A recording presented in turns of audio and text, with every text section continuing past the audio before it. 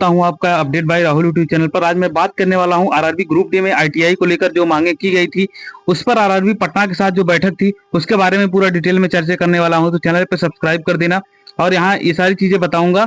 और चैनल पर नए हो तो सब्सक्राइब कर देना, टेलीग्राम को ज्वाइन कर लेना क्योंकि सारी अपडेट मैं वहां पर तुरंत कर देता हूँ।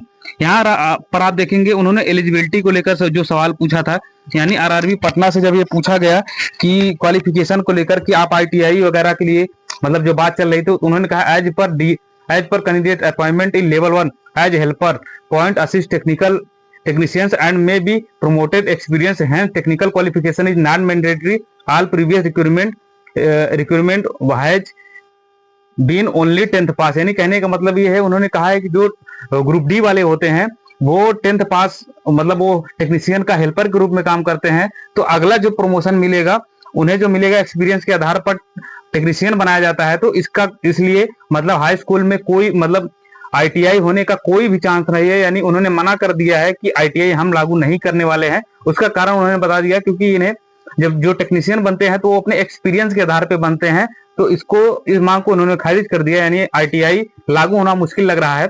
सेकंड, उन्होंने कहा है नॉर्मलाइजेशन फार्मूला को लेकर, क्योंकि ये पटना से बात हुई है तो उन्होंने कहा है कि हम आपकी बातों को आगे पहुंचा सकते हैं। The current formula is as has been developed by IIT Kharagpur if candidate submit written request demanding equal number of candidate across. यानी कहने का मतलब मैं आपको हिंदी में बता दूं ये चीज, उन्होंने ये कहा है कि जो अभी फार्मूला यूज किया जा रहा है वो आईआईटी खड़गपुर के द्वारा बनाया गया है।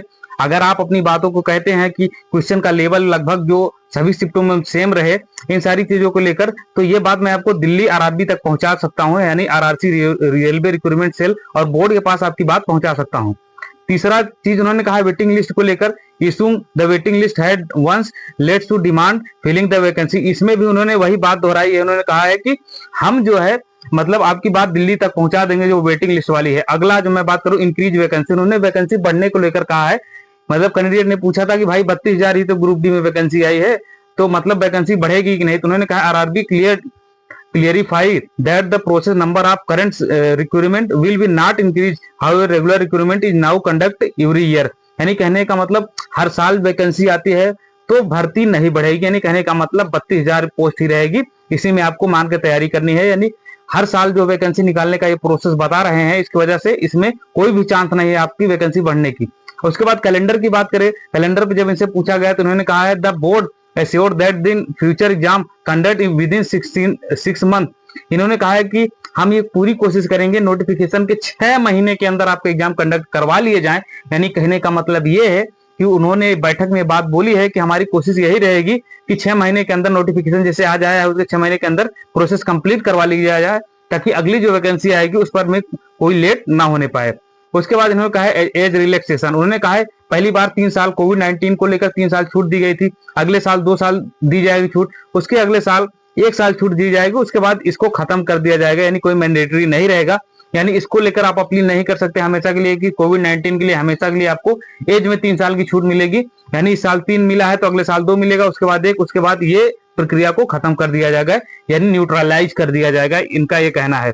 उसके बाद इन्होंने कहा है सीबीटी 2 और technical question for technical post. इन्होंने कहा है the board found his demand reasonable if collective memorandum is submitted also forward. यानी फिर इन्होंने वही बात कहा है कि आप अपनी बातों को रखें, उसके बाद यहाँ पर मैं आगे आपकी बात को दिल्ली तक पहुंचाऊंगा। इन्होंने वही चीज कहा है कि हम आपकी आगे की बात को दिल्ली तक पहुंचा देंगे, जो भी चीजें कही है, यानी जो इनको जवाब देना था उन्होंने सीधा सीधा कह दिया कि हम आपकी बातों को दिल्ली तक पहुंचा देंगे।